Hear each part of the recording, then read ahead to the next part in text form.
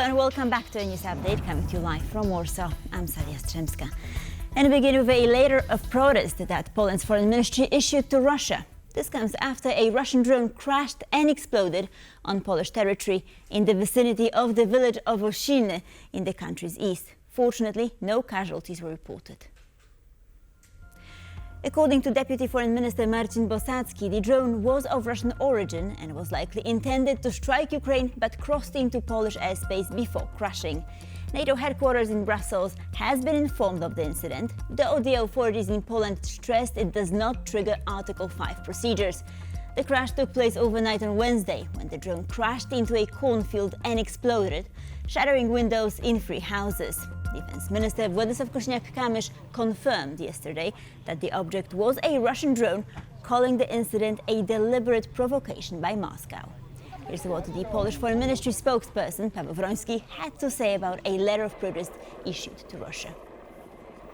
Polska domaga się do Poland is calling on the Russian Federation to explain the incident and refrain from similar actions in the future. As the Ministry of Foreign Affairs, we state that this incident undermines the credibility of Russia as a participant of any peace process or an actor in international community. podważa wiarygodność Federacji Rosyjskiej. It's not only Poland that has been affected by drones crossing from Russia and Belarus. On Thursday, a spokesperson for Lithuania's defense ministry announced that Vilnius had established a no-fly zone near its border with Belarus in place until October 1st in response to drones entering from across the border. Lithuania's foreign ministry has written to the NATO military alliance, asking for it to help strengthen its air defences after 2 military drones crossed into its territory last month. NATO and European Union member Lithuania borders Russia and Moscow's ally Belarus. In the most recent incident, a drone crossed into Lithuania on July 28th. Lithuania suspects it was fired by Russia at Ukraine, but then disorientated by Ukraine's air defences. The drone was found crashed in a military training area about 100 kilometres from the border with Belarus. It contained 2 kilograms of explosives. Polish Defense Minister Władysław Kosiniak-Kamysz announced that the Netherlands will station 300 Dutch soldiers along with 2 Patriot missile systems in Poland starting this December. Kosiniak-Kamysz spoke during a conference in Tarnów. Due to the ongoing situation in Ukraine and Poland's role in logistics security, transferring equipment to Ukraine and acting as the largest aid hub of both military aid and humanitarian aid, the Kingdom of the Netherlands has declared that it will assist in securing our airspace and our air defense systems.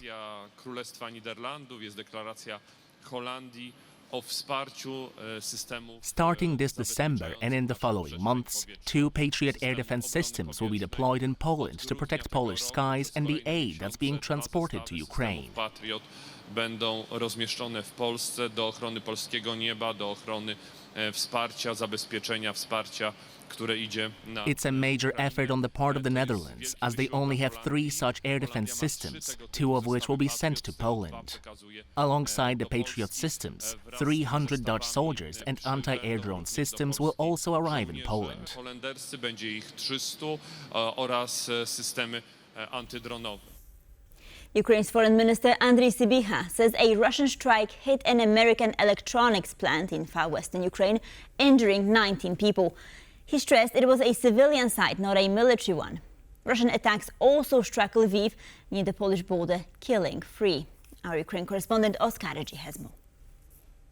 Russia launched a deadly series of airstrikes, drone and missile attacks on Ukrainian territory in the early hours of Thursday morning, with scores reportedly injured and fatalities reported. That number may continue to change throughout the day.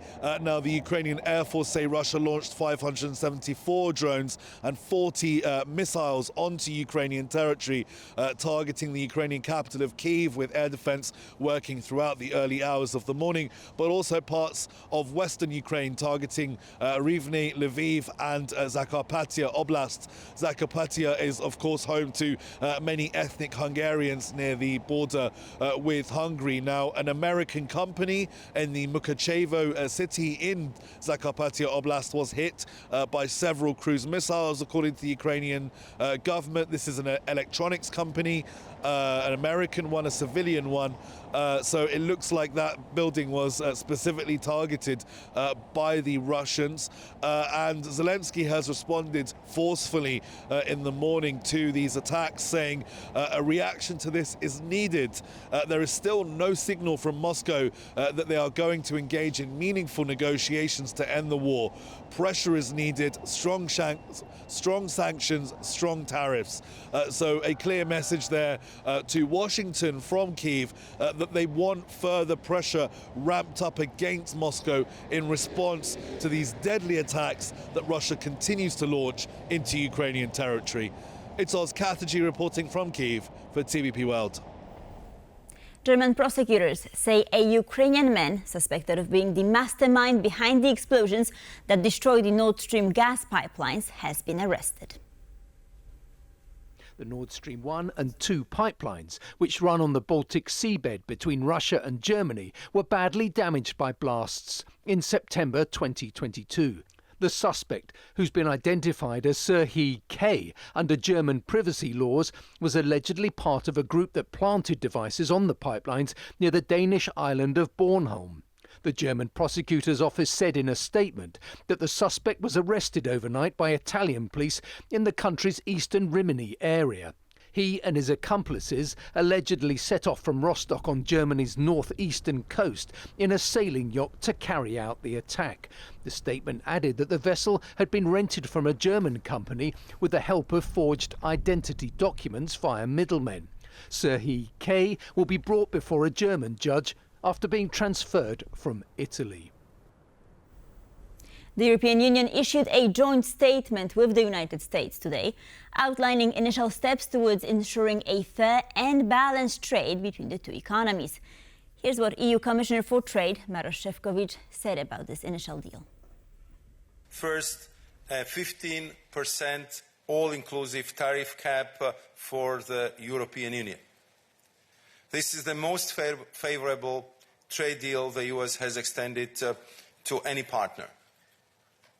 A wide range of sectors, including strategic industries such as cars, pharmaceuticals, semiconductors and lumber, will benefit from this cap. To get a bit technical, unlike with other trading partners, the 15% cap does not come on top of existing most favoured nation tariffs. During a Monday meeting with US President Donald Trump, European leaders discussed Ukraine's potential accession to the bloc. In the Oval Office, Trump was joined by Ukrainian President Volodymyr Zelensky, along with leaders of France, Germany, the UK, Italy and Finland, as well as European Commission President Ursula von der Leyen and NATO Secretary General Mark Rutte. Reports indicate that EU leaders urged the US President to pressure Hungary's Viktor Orban to lift his veto on opening preliminary talks for Ukraine's EU membership, a process that requires unanimous approval from all 27 European leaders.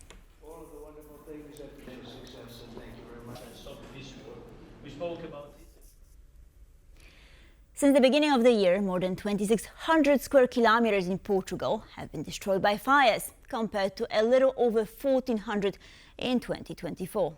Some people, like this garage owner, lost everything they had in the blaze, which reduced his thriving business to a burned wreckage.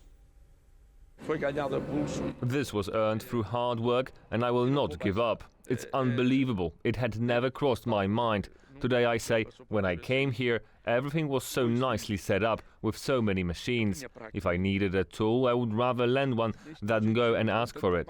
The fire seemed to be far away, but as a matter of precaution, an employee even called me and said, "Oh, Mr. Antonio, you'd better leave from there, because it already passed by our house." Civil protection was supposed to take us out of here, but they couldn't anymore, and look, this is all going to go. In the meantime, all of a sudden, a strong wind came up, a terrible gust, and I saw the flames about 100 100 meters away, 5 or 6 meters high. That was when it got really close and my wife started shouting, "Let's go!" And I said, "Yeah, we're going, let me just take a few more things." And then she shouted, "Look at the children, look at the children." And then I said, "All right, let's go."